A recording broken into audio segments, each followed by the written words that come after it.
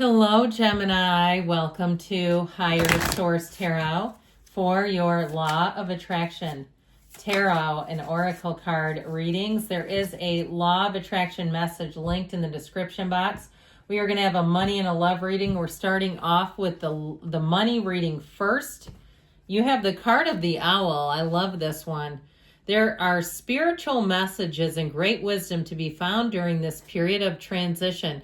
So I'm sure you've all heard of pennies from heaven when you start finding loose bits of change around. Those are messages.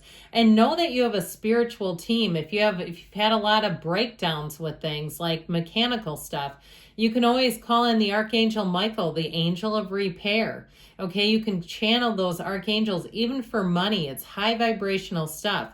So if you're going through a period of transition, if you lost a job or you're selling something or you're looking to move, know that you're being guided through the cards, through the reading. Let's see now what the tarot can tell you about money.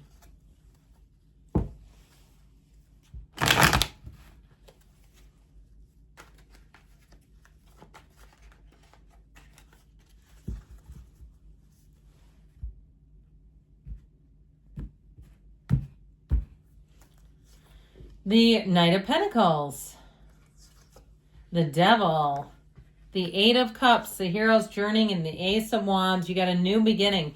But I do feel like you're leaving behind something, whether it was something with this devil energy has to do with overconsumption.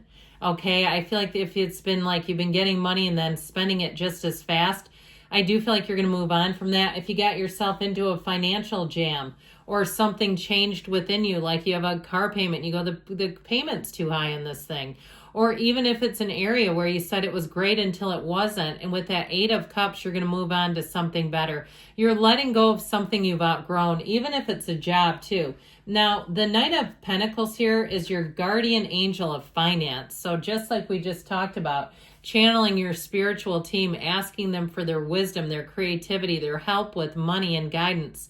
The Knight of Pentacles, when it comes in, is very consistent, but it can be very slow moving. This is like I have a plan A, B, C, D. Okay, it's all very well thought out. It is long-term success, though. So I do feel like, too, if you've had an inkling lately about making a change in your financial life, saying maybe this isn't working for me and it just seems to be this nagging feeling. You know, if you have a house and all of a sudden they raised your taxes and you're saying, if this keeps increasing like this, I think I may move. I feel like it's like going to keep happening where you're going to start feeling it more and more and more. Because with the devil energy, this is an energy of breaking old limiting patterns. It's a card of materialism too. You know, I mean, he's kind of a paunchy little guy for a reason.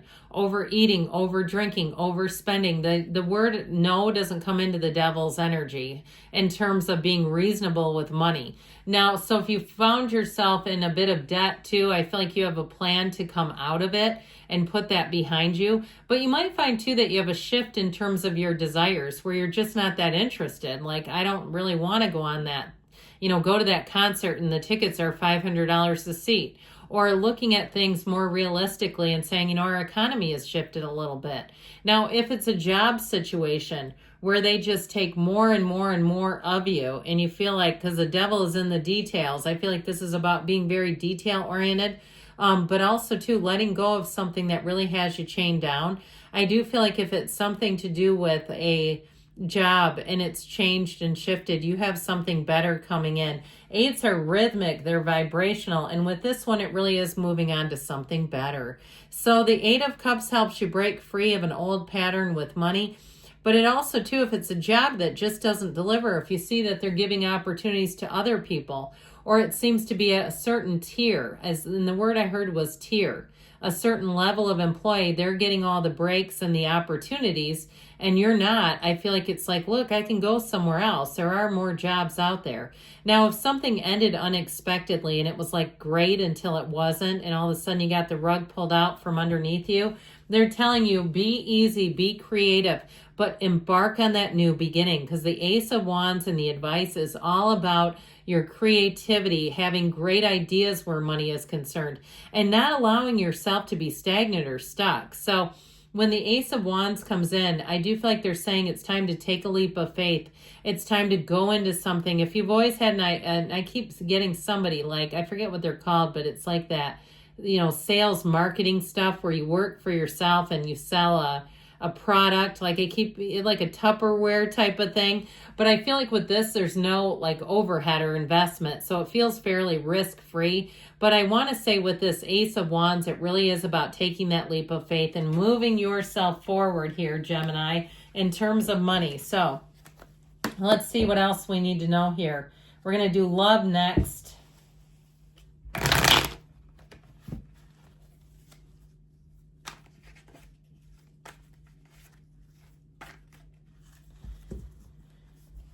Right. And I am going to be offering some bonus love readings in February. I just thought it'd be kind of fun. Those will be on Wednesdays if you're interested in any kind of additional love readings.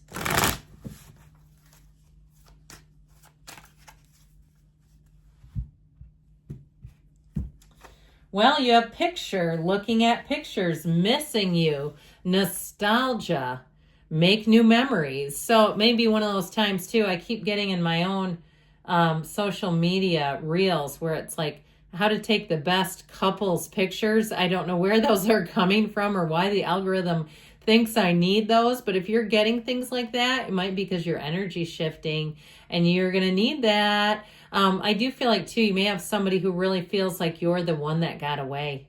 And it's somebody who will come back around. I do feel like that feeling of nostalgia, there's just a little bit of an undercurrent of not only what if this would go farther, but a hint of sadness, like, how did I mess that up? Or why didn't I? I keep feeling like they're asking themselves why.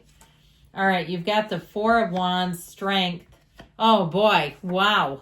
Now that's interesting. We've got the Two of Swords and the advice, but the outcome is the Sun. I mean, this is fantastic. You've got Leo energy here. You've got a marriage, and talk about a partnership for life. This is love. Okay, this is what love looks like in the cards, and all the yellow in the background is phenomenal. It really is saying that you're headed into an energy where it is such a great connection.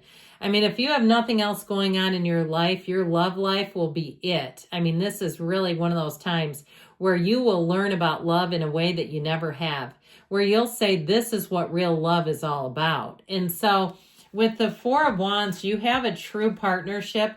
I feel like you're friends first, or you immediately click and it feels like best friends.